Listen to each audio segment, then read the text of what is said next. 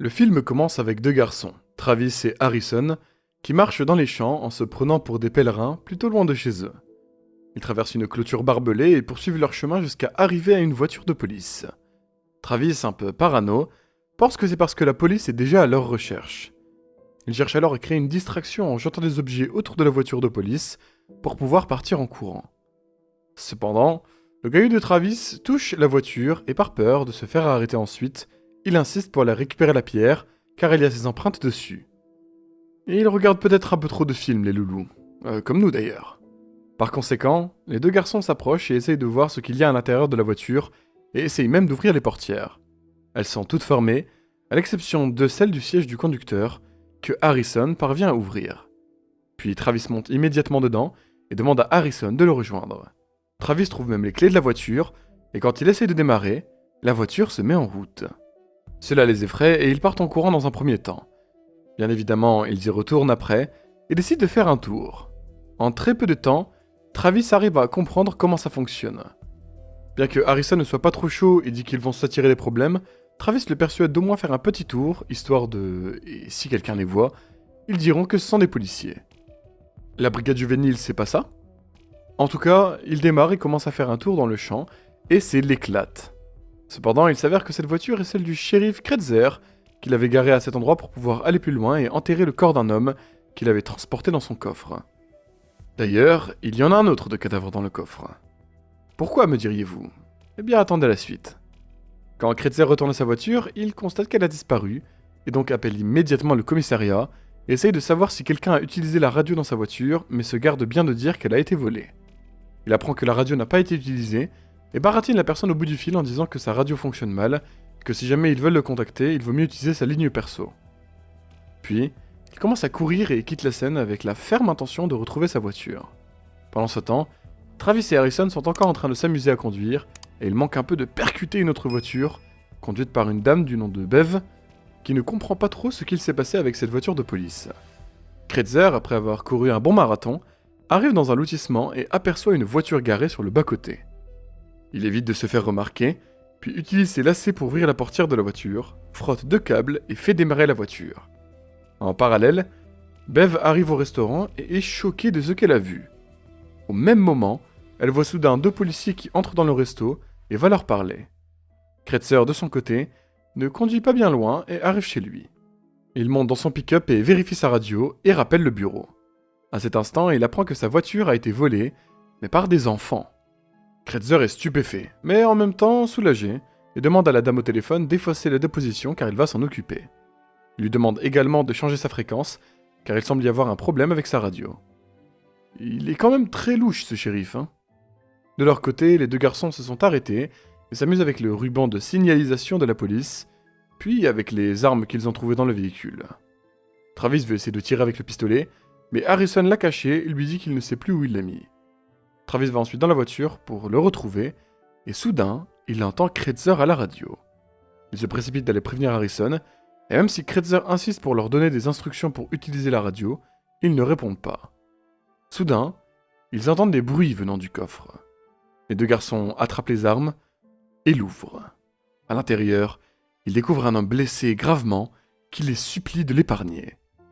Quelques secondes plus tard, ils réalisent que ce ne sont que des gamins et non le shérif. Les deux garçons lui demandent si c'est un méchant, et il leur répond que non, c'est un gentil et les deux garçons acceptent de le libérer. Ils ont bien fait de demander, on sait jamais. Ils lui disent que par contre, il ne peut pas leur prendre la voiture.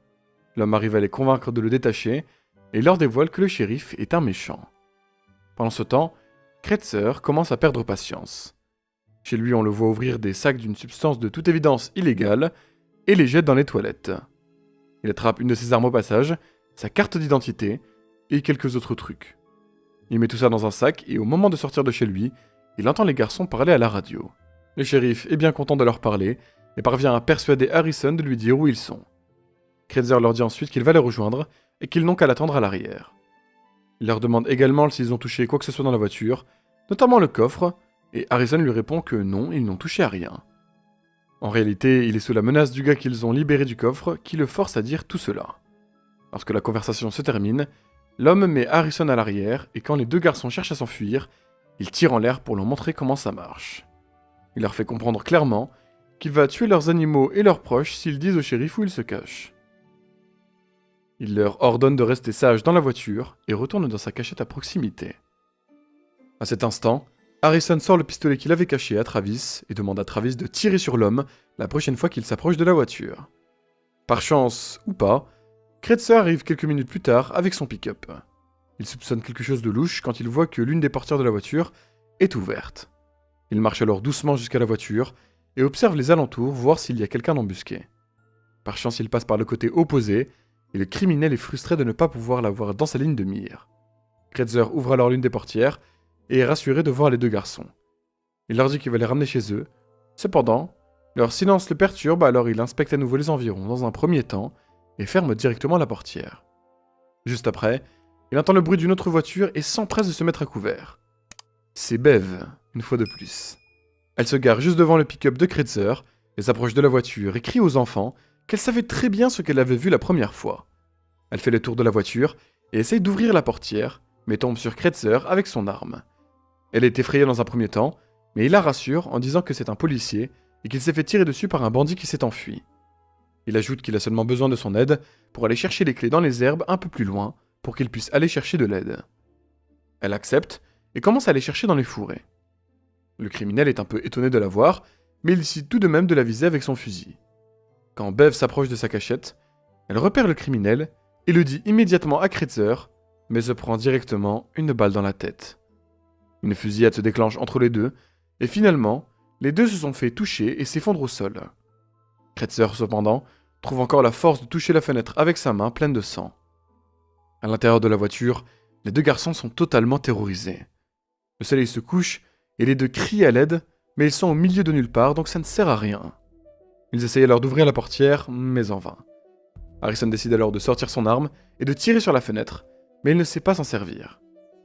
Travis essaie à son tour, mais n'y arrive pas non plus. Alors, Harrison essaye cette fois de jeter l'arme sur la vitre à plusieurs reprises, mais c'est encore un échec. Il s'énerve et appuie un peu sur tous les boutons, et cette fois-ci, le coup de feu part. Le bruit est si fort qu'ils sont assourdis un instant. Puis, Travis reprend le pistolet et essaie de tirer sur la fenêtre à nouveau. Son premier essai est un échec, et la balle rebondit et n'explose pas la vitre. Le deuxième essai, cependant, est une réussite et Harrison arrive à ouvrir la portière et part en courant. Juste après être parti en sprint, Travis l'appelle et lui demande de revenir. Lorsqu'Harrison revient vers lui, il découvre que Travis a été blessé et perd beaucoup de sang. Il s'avère que la première balle qui avait rebondi a touché Travis. Harrison ferme immédiatement la portière et monte à l'avant pour partir avec la voiture. Au même moment, il s'avère que Kretzer n'est pas mort, mais bien blessé. Il arrive jusqu'à son pick-up et démarre pour les poursuivre. Ils appellent ensuite par radio et leur demandent de ralentir pour qu'ils puissent les rattraper. Cependant, Harrison ne l'écoute pas et oblige Kretzer à les percuter avec son pick-up par l'arrière à de nombreuses reprises. Harrison, qui semble avoir un certain talent pour la conduite, arrive même à faire une embardée suffisamment au bon moment pour que Kretzer percute une vache et perde le contrôle. Harrison ne le voit plus à ses trousses et est rassuré. Il jette un coup d'œil à l'arrière pour voir l'état de Travis et voit qu'il n'en a plus pour longtemps. Il met les pleins gaz et allume même le gyrophare pour sauver son pote. Peu après, il entend une femme parler à la radio et demande si le shérif est là. D'abord, Harrison ne répond pas, mais quand la dame est sur le point de couper la communication, il décide de tout de même répondre alors qu'il est en pleine vitesse. Ils suivent ses instructions et le film se termine lorsqu'ils arrivent enfin en ville. Vous avez aimé ce résumé ? Dites-le nous en commentaire et appuyez sur le pouce. Abonnez-vous également si ce n'est pas déjà fait pour pouvoir profiter de centaines de résumés. Commencez donc par cliquer sur une des vignettes à l'écran pour visionner une autre de nos vidéos.